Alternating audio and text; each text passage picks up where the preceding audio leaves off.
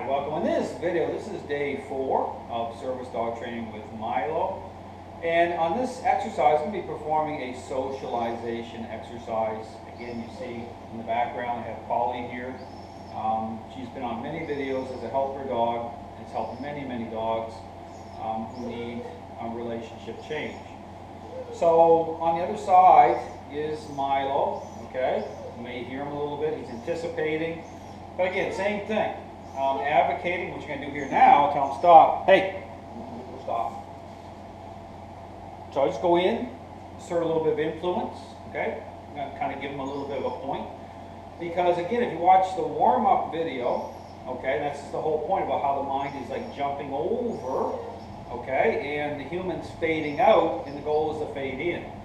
So here, with some dogs that are very, much anticipate and fixating, they want to express a level of control. It's already been happening in the past with other dogs, with relationship, other people, and you'll hear that type of, they're anticipating. They want to be able to do like they've done in the past. Here, because again, in terms of service dog, the focus needs to be on the human, okay, the right way in order to get certain task-related things to happen the right way. I'm still going to continue. Hey, down. Same thing. Advocating, okay.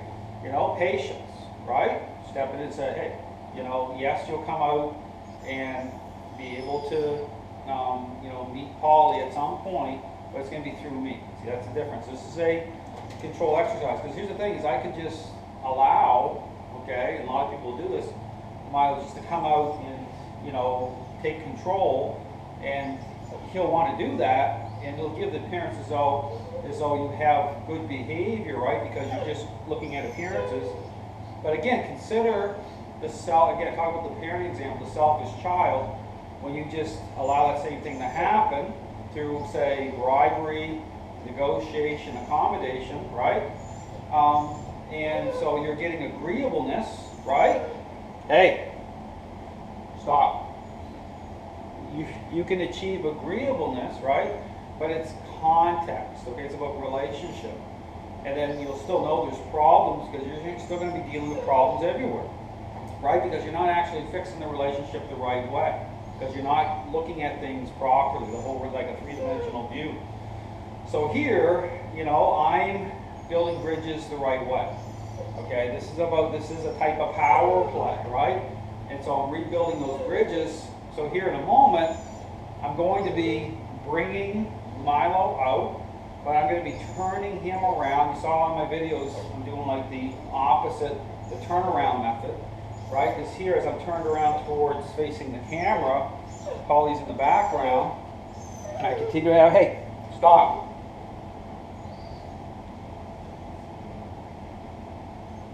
As Polly's in the background, right, it gives me a better picture as how invested, right, Mylo is going to be, because then now he's going to try to swivel and turn his body to try to look at it.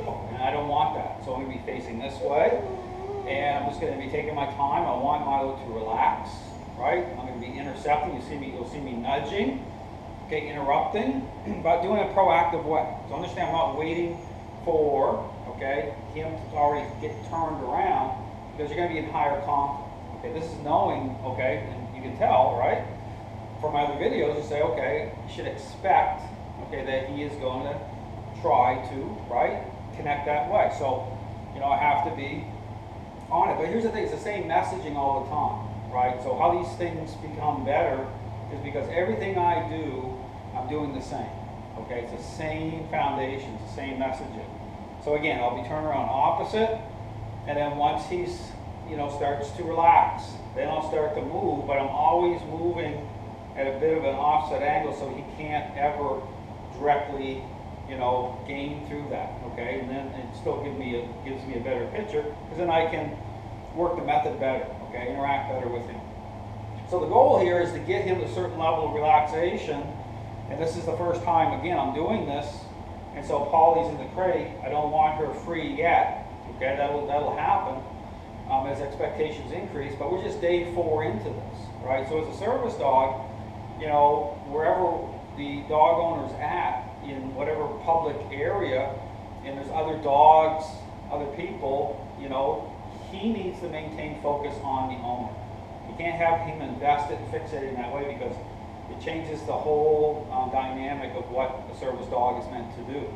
Okay, so this is all about making sure that he truly is going to be a follower, his focus is going to be the right way, and so these exercises are designed to do that. So I'm going to bring him over here right now. He sounds a lot better even right now. Because again, I'm in there interrupting, just even pointing my finger. And I understand why I do that. It's not about me being mad or angry. Okay, this is all about just being assertive, you know, being the right messaging, being proactive, so that he's more agreeable. Okay, because he's saying, well, this makes sense. I mean, I like it. Okay, just like a selfish child, right? Doesn't like it, but they find comfort. See, comfort comes through the right parenting style. So it's really to make sure you're fully committed to that, because that's what's really going to take stress off of your dog, going to build bridges the right way. So you want to stay away from, okay, motivating dogs a certain way at the beginning. Okay, you'll see through this process, I get to a point when once I'm truly faded in, then you can use motivators. Okay, there's a sequence I go through. But if you use motivators at the very beginning, and you're trying to connect dogs a certain way, for the dog that's already holding a level of control, the dog takes that as basically bribery, okay? And that's why everything starts falling apart. You're frustrated. You can't really achieve a true standard. And when you're out and you want the dog to do something the dog needs to do in a helper role, the dog isn't going to do it very well at all. Because what supersedes and overrides everything in terms of relationship, it's control, right? So another dog comes out, a squirrel, whatever's going on, and everything's thrown into chaos. Okay, so this is about, you know, following the right sequence. So I'm going to bring Mylo out here now. You'll see me doing this exercise. You just want patience again from him.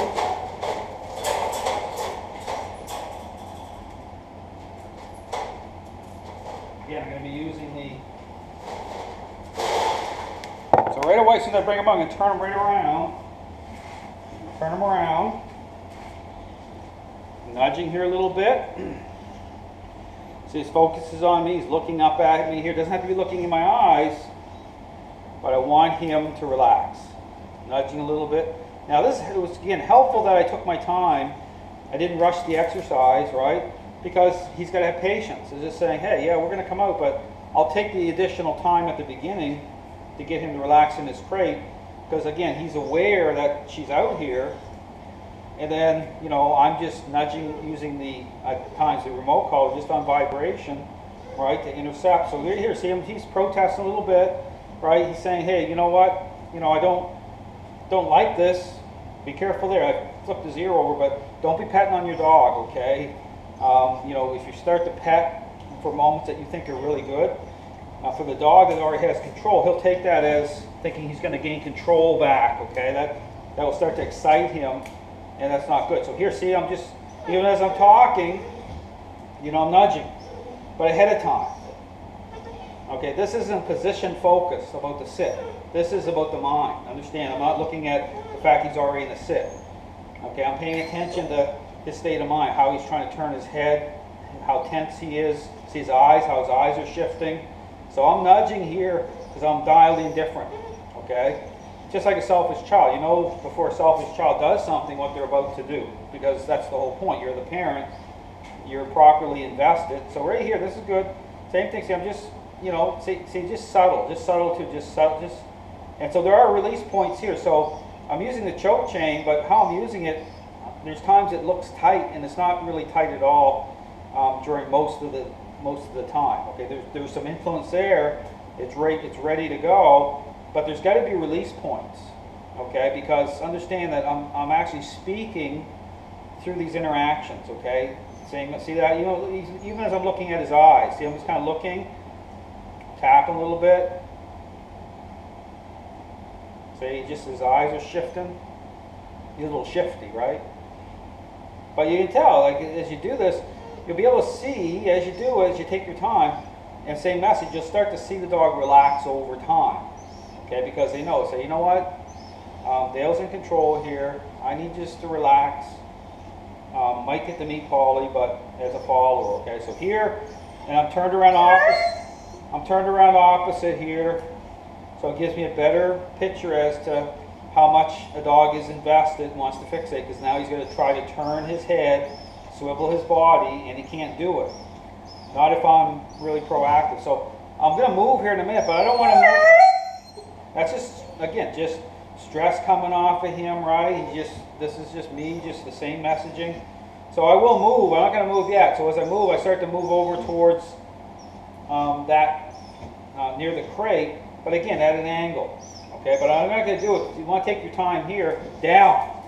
Now put him into a down. Even as I put him in a down, okay, I'm going to kind of tap a little bit. I want to keep his head this way. I don't even want him, so he could be in a down position, but still able to swivel his head. So you still want to tap a little bit.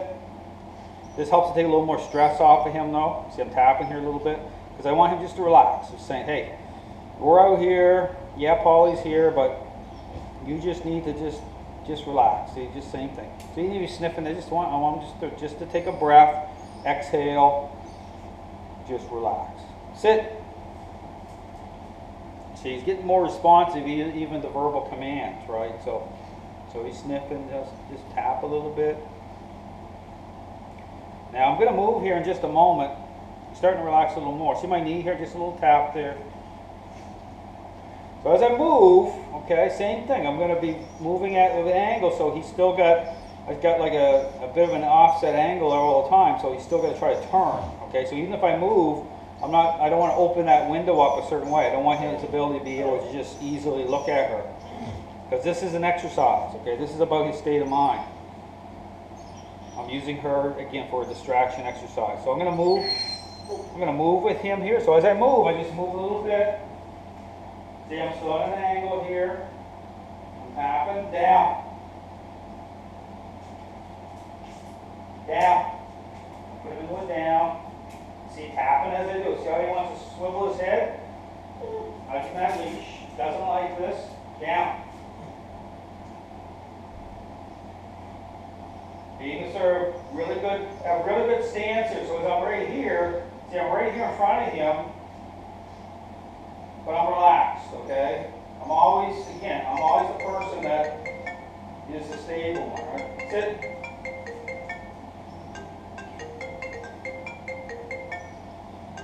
Okay, move again. Again, offset angle right here.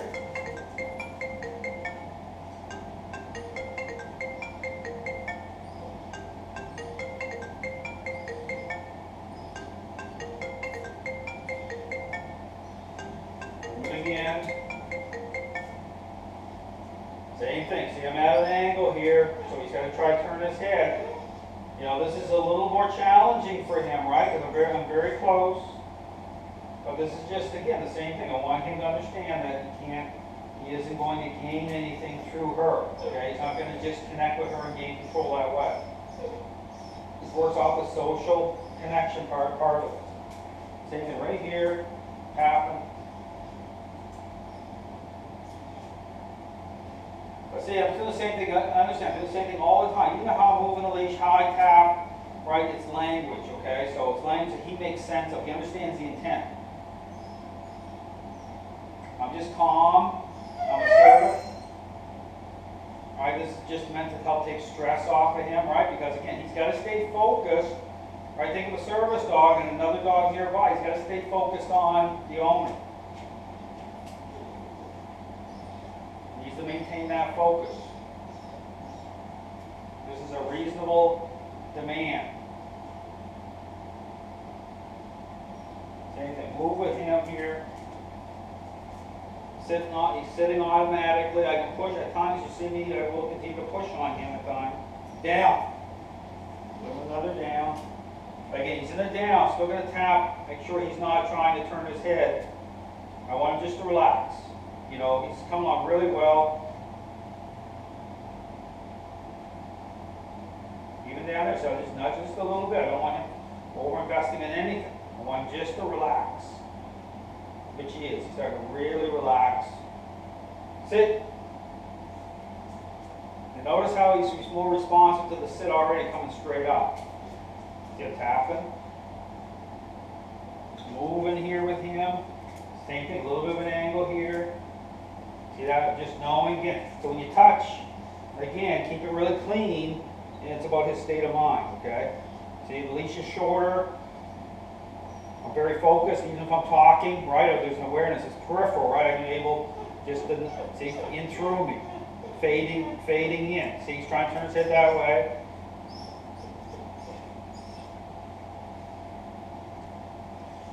This way. So that's the exercise. Did excellent. I'm very happy with that. Again, but it's about taking your time.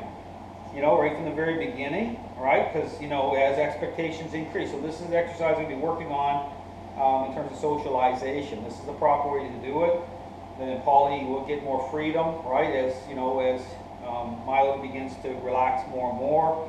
This is about building bridges the right way. But again, it's all about understanding